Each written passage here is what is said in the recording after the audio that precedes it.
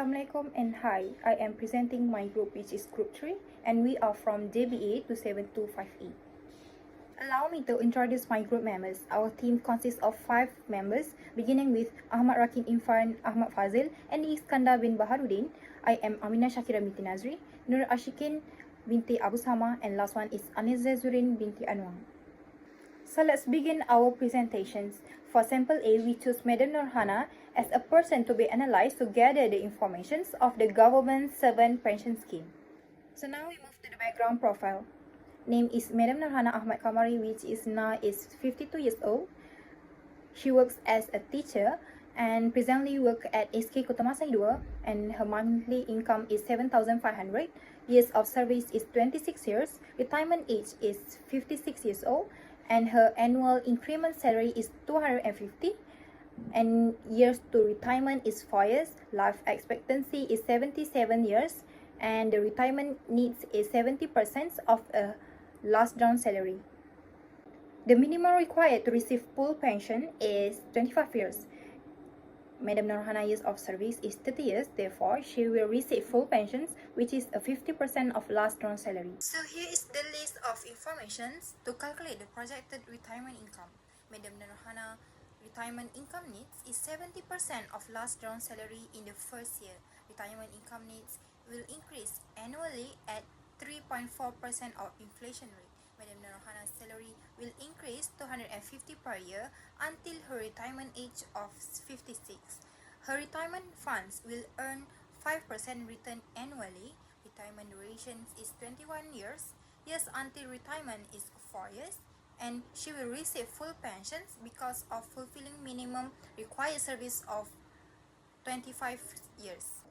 Next, we will start the calculations of the projected retirement income.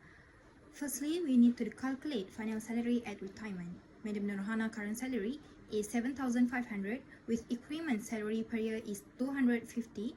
Therefore, her final monthly salary is 8,500 while her annual salary is 102,000. Next, we calculate the estimated monthly pensions after we times last drawn salary with 1/2 and years of service divided by 30 years, we will get exactly 4,250 ringgit. And lastly, we need to calculate the estimated annual pensions, which we times the estimated monthly pension with 12 months, so we will get 51,000 ringgit. Following the projections of retirement income, we will now proceed to calculate the estimated retirement needs and identify any potential retirement gap. First, we need to determine the first year annual income by multiplying the final annual salary by the percentage of retirement needs. This calculation yields an amount of 71,400 ringgit. Next, we will calculate the annual income adjusted for inflations. Utilizing the provided formula, we arrive at a total of 1,291 ringgit, 533 ringgit. Following this, we must determine the pension fund at retirement, which amounts to 686,572 ringgit. Subsequently, we will calculate the retirement gap by subtracting the pension fund at retirement from the inflation-adjusted annual income, resulting in a gap of 604,961 ringgit.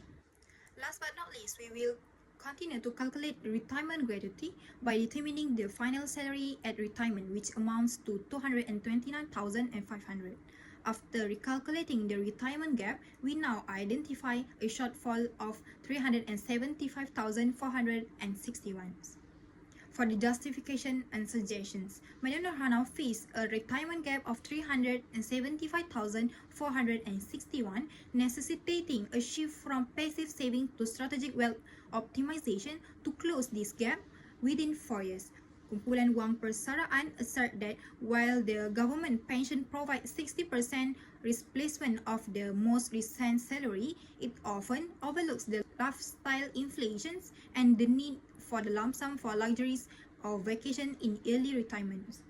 While she has another choice, which is Amanah Saham Nasional Berhad, which is particularly its fixed price fund like ASB or ASM, and his offers a capital preservation and historical returns of to 5% with no sale charges, making them ideal for a short 4 years investment horizon. Additionally, Madam Narhana may consider enrolling in the Employees Provident Funds, which is EPF Aisaraan, a pension plan that available to civil servants.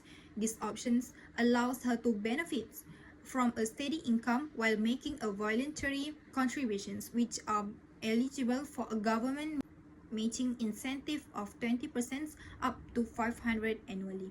Furthermore, retirement schemes that can provide an additional 3,000 ringgit in annual tax relief, effectively subsidizing her investment through tax savings. By focusing on this high liquidity and low risk investment, she can ensure that her goals of 1,291,532 ringgit can generate the necessary cash flow to support her fixed pension, thereby securing the genuinely worry-free retirement. For this group assignment, I interviewed my own friend, Mr. Shafiq Kamal bin Norisham, to obtain real financial information for retirement planning analysis. He is 23 years old, born in 2002 in Johor, and currently works as a process engineer at the Pengerang Integrated Complex, PIC. He graduated with a bachelor's degree in chemical engineering from University Technology Malaysia in 2023. Mr. Shafiq earns a monthly salary of 5,400 ringgit.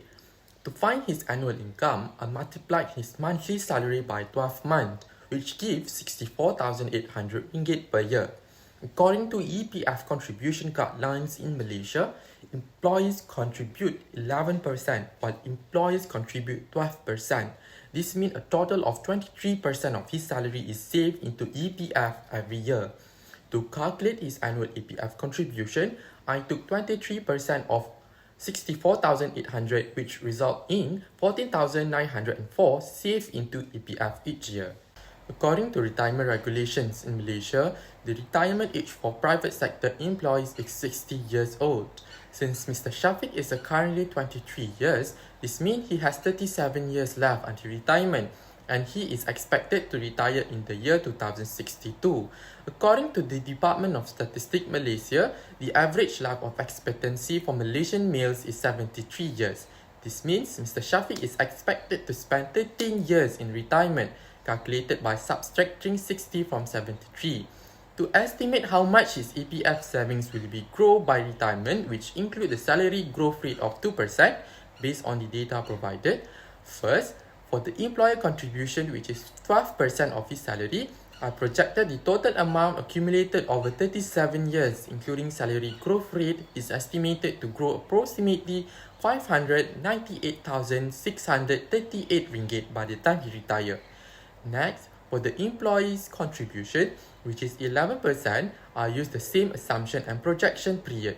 This result is an estimated value of approximately 548,752 ringgit at retirement. When I add both the employer and employee contributions together, the total projected EPF balance at age 60 is approximately 1,147,389 ringgit. Next, I calculated how much money Mr. Shafiq will need during retirement. First, his current annual income is 64,800 ringgit, which represent his current lifestyles. According to the Trading Economics, the inflation rate in Malaysia is approximately 1.3% per year. Because prices increase over the time, his income needs in the future will be higher. After adjusting his current income for 37 years of inflation, his required annual income at retirement increases to approximately 104,502 ringgit. This means that in the year 2062, he will need about 104,502 ringgit per year to maintain the same lifestyle he has today. Since Mr. Shafiq is expected to spend 13 years in retirement, I calculated his total retirement needs by multiplying his annual retirement income by 13 years. This gives a total retirement requirement of approximately 1.36 million ringgit. In conclusion, based on the financial calculations, Mr. Shafiq projected EPF saving at the age of 60 amount to 1,147,389 ringgit. After adjusting his current annual income of 64,800 ringgit for inflation at 1.3% over 37 years, his required annual income in 2062 is estimated at 104,502 ringgit. Considering an expected retirement period of 13 years, his total retirement need is 1,358,526 ringgit. When compared, his projected EPF balance is insufficient, resulting in a retirement deficit of 211,137 ringgit. Therefore, additional retirement planning such as increasing savings or investing in other retirement instruments is necessary to ensure financial security during retirement. Now we move to the comparison analysis section. In this part, we compare two main retirement plans in Malaysia, the Government Pension Scheme and the Employees Provident Fund, which is EPF. The comparison focuses on stability, inflation, medical support, sustainability, risk exposure, and retirement fund surplus or shortfall. To make it more practical, two real-life cases are used. Sample A, Madam Nurhana represent a government retiree, while sample B, Mr. Shafiq represent a private sector worker. These cases help show how each plan perform under different retirement needs. Firstly, stability is a key difference between the two plans. Madam Nurhana receives a stable monthly pension that is calculated based on her last drawn salary and years of service. This predictable income allows her to plan her expenses without worrying about market fluctuations. In contrast, Mr. Shafiq's EPF saving depends on total contributions and investment return. His projected EPF saving are 1,147,389 ringgit, which is lower than his estimate retirement needs of 1,358,526 ringgit. This shows that EPF saving alone may not be sufficient without additional retirement planning. Next, we consider the impact of inflation. Madam Nurhana's pension increased by 3.4% per year, which helped to cover basic living expenses but may not fully support higher costs over a long retirement period. For Mr. Shafiq, EPF relies on long-term investment returns to manage inflation. However, inflation still reduces purchasing power. His projected EPF balance of 1,147,389 ringgit remains lower than his inflation-adjusted retirement needs of 1,358,526 ringgit, indicating a shortfall in retirement funds. Furthermore, medical support highlight another important difference. Madam Nurhana benefit from government healthcare services where medical costs are relatively low, which help reduce her financial burden during retirement. On the other hand, Mr. Shafiq does not receive medical coverage after retirement and must rely on personal saving or private insurance to cover healthcare expenses, especially as medical costs continue to rise. Another aspect of comparison analysis is sustainability. Sustainability refers to a retirement scheme's ability to continue providing benefit over the long term.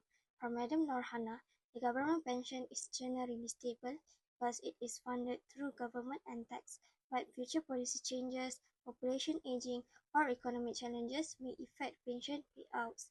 In contrast, for Mr. Shafiq, the sustainability on the EPF relies on continuous contribution from both employees and employers, as well as consistent growth in investment. Although EPF is generally sustainable as a system, the projected shortfall in this case shows that sustainable alone is not sufficient with the adequate contribution level and early retirement planning. Then, in terms of risk exposure, Madam Nurhana, the government pension is considered low risk because payouts are guaranteed and provide a predictable source of income. However, it's still exposed to inflation and policy changes, which may reduce the real value of pension benefit over time. In contrast, for Mr. Shafiq, EPF is subject to market and investment risks, as return depend on investment performance. But with a long contribution horizon of 37 years, long-term growth can help absorb short-term market fluctuation, thereby reducing overall risk. Last but not least is the retirement fund surplus and shortfall. Retirement fund analysis shows gaps in both cases. For Madam Norhana, the retirement gap of Rm 375,461 indicates that her pension alone is insufficient to meet all future expenses. To address this, she can supplement her income through low-risk options such as ASNB, PRS, or ISARAan to better secure her retirement lifestyle. For Mr. Shafiq, retirement deficit of Rm 211,137 shows that projected EPF savings alone may not fully meet his retirement needs. He should consider increasing voluntary EPF contribution, investing yearly, or using private retirement scheme to close the gap. Yearly identification of these gaps allow for proactive planning and more comfortable retirement. Hi, my name is Aniza Zurin and I will be presenting the recommendation sections. In this part, I will explain a few strategies that can be used to close any retirement gap and improve their retirement planning based on the individual risk tolerance, lifestyle expectations, and financial capacity. The first strategy is to increase retirement saving consistently throughout the working years. For individuals that experience income growth, receive bonus, or complete long-term debt repayment, they can gradually allocate a higher portions of their income towards retirement saving, such as government pension scheme, EPF, or PRS. This approach ensures that individuals are better prepared to reduce the risk of financial difficulties during retirement, especially during inflations. The second strategy is to match the investment based on the individual's risk tolerance and investment horizon. Those with a higher risk tolerance and a longer investment horizon may consider higher risk investments such as equities or alternative assets to achieve higher potential returns. But for individuals who are approaching retirement, should focus more on a stable investment and offer predictable returns and capital preservations. Diversifying investment help to manage risk while supporting long-term retirement goals. The third strategy is to manage expenses wisely and maintain a sustainable lifestyle. Individuals should avoid excessive and unnecessary spending by focus more on essential expenses including basic living costs, healthcare, emergency fund, and unexpected expenditure. By adopting a disciplined and realistic lifestyle, the individuals can control their financial resources and reduce the use of retirement saving too quickly. The fourth strategy is to obtain adequate medical and life insurance coverage to help protect individuals from unexpected high medical expenses that could reduce the retirement saving. By transferring certain financial risk to insurance providers, individuals can preserve their retirement fund and maintain a long-term financial stability during retirement. Next, adopting a paced retirement approach can allow individuals to change from a full-time job to a part-time or flexible work arrangements. This approach enables retirees to continue earning supplementary income while reducing reliance on their retirement saving. In addition, these strategies support a smoother adjustment to a retirement life by allowing individuals to remain socially and professionally active. Last but not least, retirement planning should be a continuous and adaptable process rather than a one-time decision. The strategy of reviewing and updating the retirement plan regularly allows individuals to respond to changes in personal financial conditions as well as there is external factors like inflation and market fluctuations. By updating their plans periodically, individuals can ensure that their retirement strategy remain aligned with their long-term financial goals.